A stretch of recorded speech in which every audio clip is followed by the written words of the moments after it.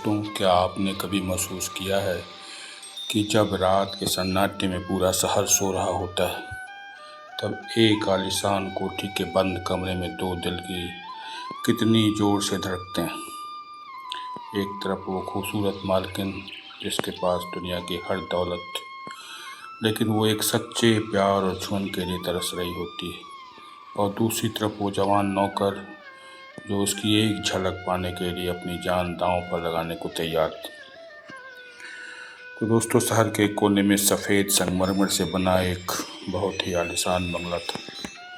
उस बंगले की मालकिन का नाम था पायल। पायल इतनी ही खूबसूरत कि जो उसे एक बार देख ले वो अपने सुध बुध खो बैठता था। उसकी मखमली त्वचा, बड़ी बड़ी कशिश से भरी आँखें, और जब वह चलती तो उसकी साड़ी का पल्लू किसी को भी दीवाना बना दे। लेकिन इस महल में पायल बहुत अकेली थी। उसका पति एक बहुत बड़ा उद्योगपति था जो हफ्तों हफ्तों घर आता ही नहीं था। पायल के पास महंगे कपड़े थे, गाड़ियाँ थी, पर वो प्यार नहीं था जिसके लिए एक जवान औरत का दिल तड़पता है। तभी उस बंगले में काम करने आता है रोहन। रोहन गांव से आया एक बेहद हैंडसम, चौड़े सीने वाला और साफ दिल का जवान लड़का था। वह घर की देखरेख और गार्डनिंग का काम करता था। रोहन बहुत सीधा था। वह जब भी पायल के सामने आता तो अदब से अपनी नज़रें झुका लेता था। लेकिन जब रोहन बगीचे में काम करता था और उसके मजबूत शरीर पर पसीने की बूंदें चमकती थी, तो पायल खिड़की के पीछे खड़ी होकर उसे हमेशा देखती रहती थी। रोहन भी चोरी छुपे अपनी खूबसूरत मालकिन को देखता था, लेकिन वह अपनी हैसियत जानता था, इसलिए हमेशा खामोश रहता था। पर दिल तो अमीर गरीब देखता ही नहीं, वो तो बस धड़कना जानता है दोस्तों, धड़कना। दिन बीतते गए और दोनों के बीच की खामोश तड़प बढ़ती गई। फिर आई वो जून की एक तपती हुई दोपहरिया। हाँ दोस्तों, दोपहरिया। बाहर सूरज आग उगल रहा था और घर के सारे लोग बाहर गए हुए थे।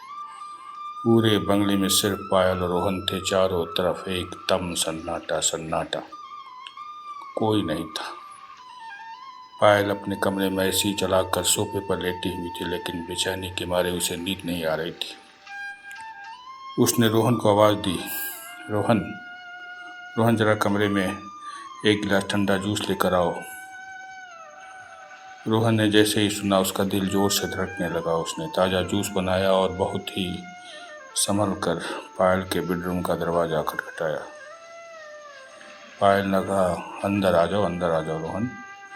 रोहन जैसे ही अंदर आया उसने देखा कि पायल सोफे पर बहुत ही रिलैक्स मूड में बैठी हुई थी। उसकी साड़ी का पल्लू थोड़ा सा खिसका हुआ था, जिससे उसकी मखमली गर्दन और गोरी कलाई साफ दिखाई दे रही थी।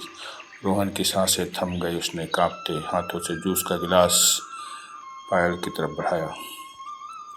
पायल ने जानबूझकर गिलास पकड़ने के बहाने अपनी नरम और नाजुक उंगलियां रोहन के मजबूत हाथ पर रख दी।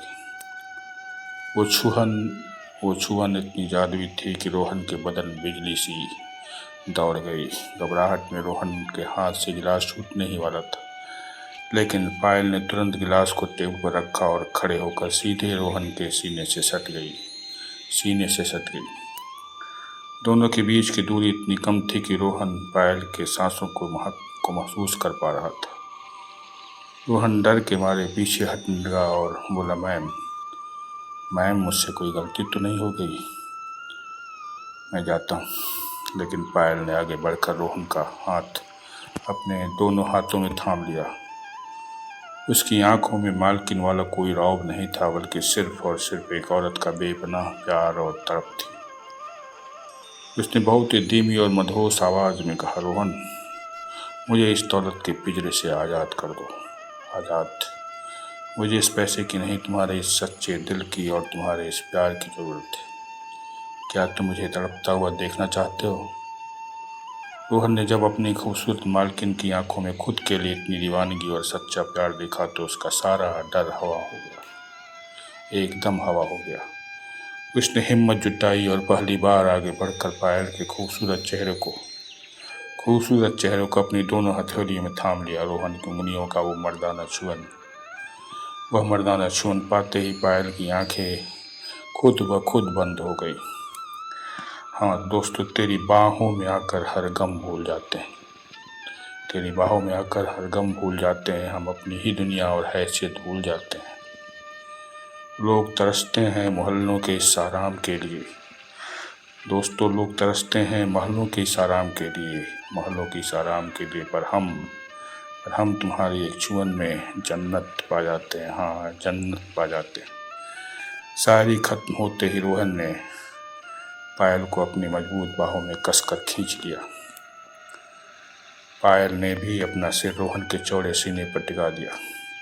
उस बंद कमरे में एसी चल रहा था, लेकिन उन दोनों के दिलों की गर्मी कमरे के तापमान को बढ़ा रही थी। रोहन ने धीरे से पायल के चेहरे पर आई बालों को हटाया और उसकी गर्दन पर अपनी उंगलियां फेरने लगा, बहुत प्यार से फेरने लगा।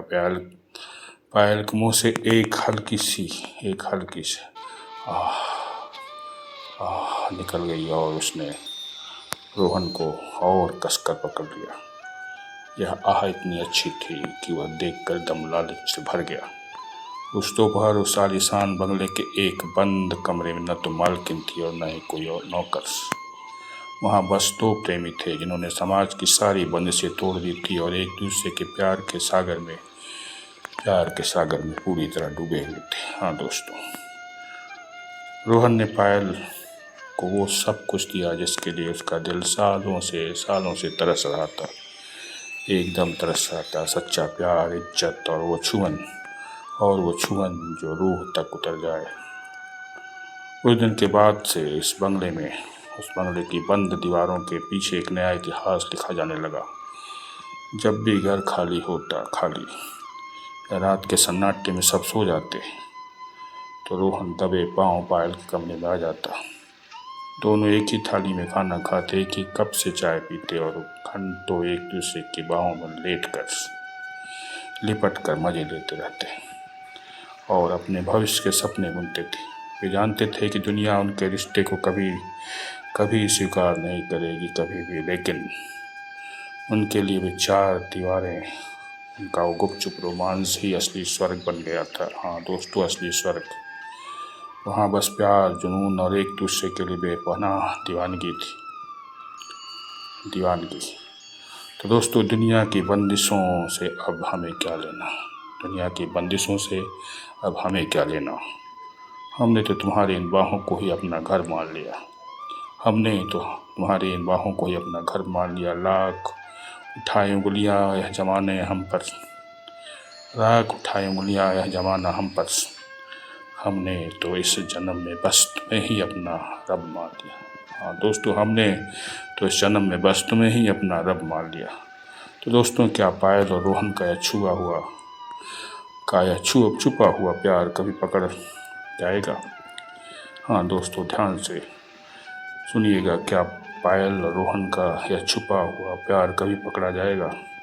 क्या होगा जब पायल का पति अचानक वापस आ जाएगा? अगर आप इसका अगला भाग देखना चाहते हैं तो नीचे कमेंट में पार्ट 2 में लिखें और चैनल को अभी सब्सक्राइब कर दें। और अगर नए तो नई कहानी आपको फिर से मिलेगी, इसलिए सब्सक्राइब जरूर कर दें। तब तक के लिए धन्यवाद।